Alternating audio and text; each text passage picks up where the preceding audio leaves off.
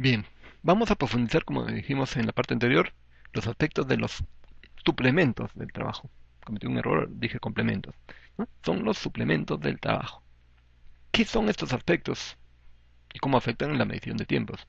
Pues bien, dentro del estudio de trabajo hay diferentes aspectos vinculados a lo que es el contenido básico del trabajo, ¿no? ¿Qué quiere decir? Por ejemplo, para determinar un estándar medible, el estudioso del trabajo tiene que tener en cuenta diferentes aspectos. Por ejemplo, el contenido básico del trabajo es el tiempo efectivo realizado en el proceso de transformación del producto. ¿Qué quiere decir? Por ejemplo, en el ciclo corto uno del carpintero era cortar las barras en 4 partes.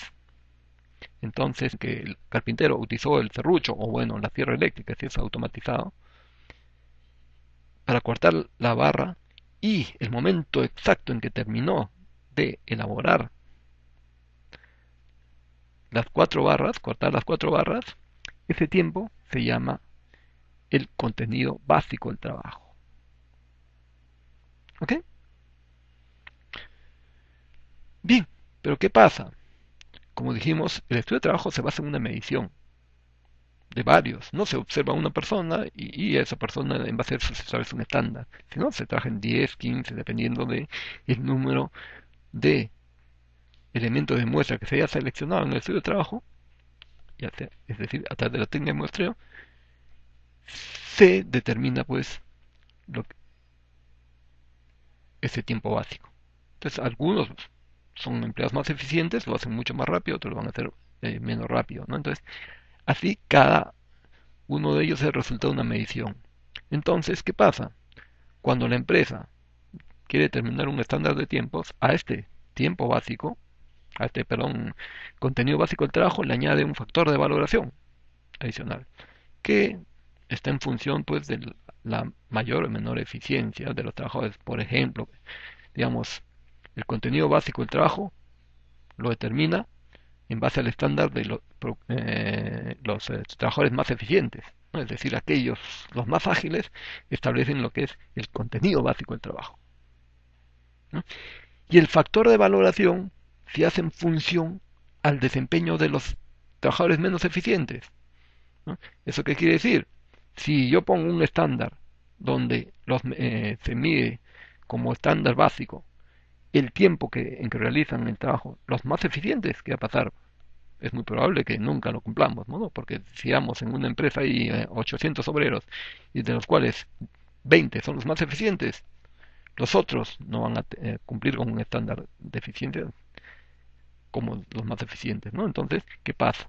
Ya en función a políticas de la empresa o coordinaciones con el estudio de trabajo, la empresa debe determinar pues qué rango de valoración se debe dar adicional a ese contenido básico de trabajo que lo obtienen los más eficientes, de tal forma que si bien pues ya no el 100% de los trabajadores tengan el mismo rendimiento, que es imposible, sino se haga un rango que, por ejemplo, de repente el 40 o 60 o 70% de los trabajadores estén en capacidad de cumplir con ese tiempo adicional, ¿no? Que es el factor de valoración. ¿Eso qué quiere decir? Por ejemplo, si en el siglo I se demora el trabajador más eficiente puede desarrollar el trabajo de cortar las 4 patas de la silla en 1 minuto 30, entonces el factor de evaluación es un número que puede ser, por ejemplo, 1.25. Entonces, ¿qué hago? Pues, para ese 1.25 significa que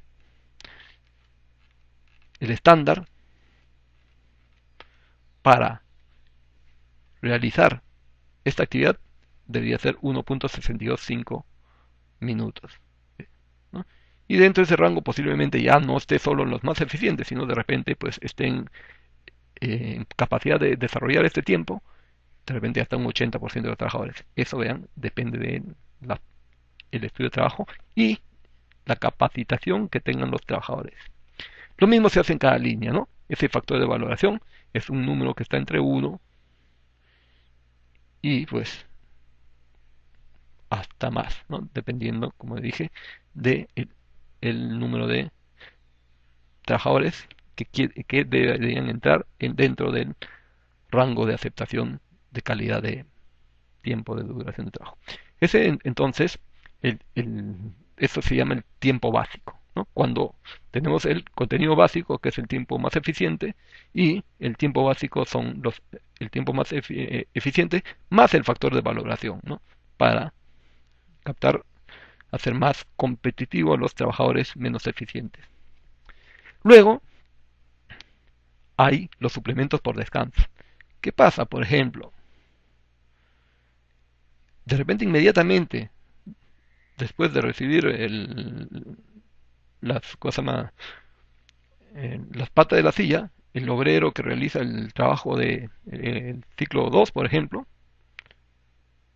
no inicia inmediatamente la transformación del producto, ¿no? Sino empieza a hacer una serie de actividades como son, por ejemplo, descansar o sacarse el sudor de la frente, hacen una serie de actividades que demoran el inicio, ¿no?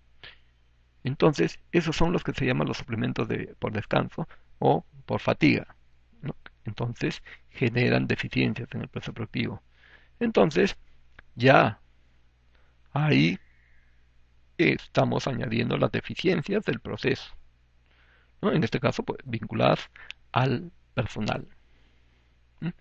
La misma fatiga, ¿no? Puede generar pues aspectos como deficiencias o accidentes, ¿no? Se le cae una lavarropa, entonces el tiempo que demora en recogerla ya significa un tiempo adicional de trabajo.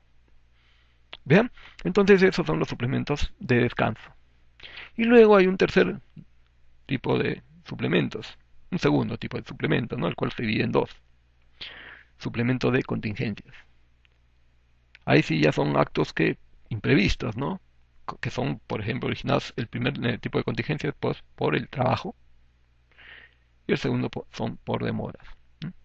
El mismo trabajo, por ejemplo, genera ciertas contingencias, como cuáles, por ejemplo, es una falla en el equipo, ¿no?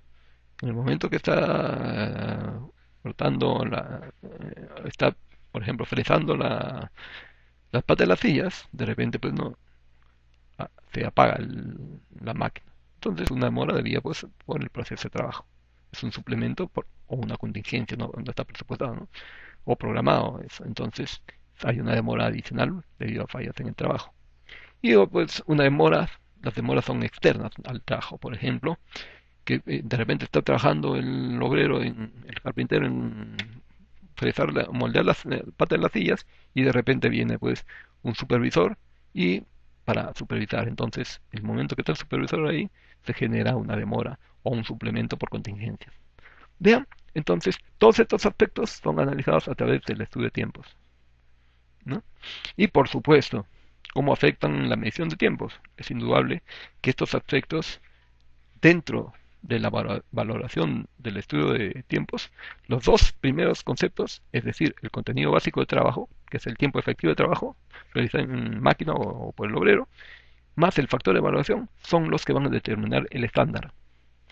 Y los otros aspectos, que son suplemento de descanso y suplemento de contingencias, deben ser eliminados de todo tipo de medición, ¿no? Entonces, ¿qué va a pasar? En aquellos casos que el estudioso de trabajo ha detectado una normalidad, ya sea por descanso o por contingencias, dentro de la medición de tiempos, esas observaciones o parte de esas observaciones van a ser eliminadas del estudio, ¿no? Es decir, por ejemplo, si hemos analizado, como dije, en un día 10 obreros haciendo el trabajo o 10 carpinteros haciendo ciclos cortos y, por ejemplo, en dos de ellos se mudaron, por ejemplo, en el ciclo 3, que era en el troquelado por accidentes, uno se accidentó y de repente el otro vino un supervisor, como dijimos. Entonces, esas observaciones no se toman en cuenta para calcular los promedios o los estándares de factores de valoración, ¿no? Solo se toman aquellos que hayan generado trabajo efectivo o contenido básico del trabajo. Vean, miren, así es como se aplican las técnicas de medición de tiempos para establecer estándares de trabajo, ¿no? Bien, ya en la parte práctica vamos a profundizar el contenido de este tema Y por ahora, pues vamos a dejarlo ahí como teoría y veremos el siguiente punto de lo que es la racionalización administrativa, lo que son las técnicas de diagramación de procesos. Nos vemos después.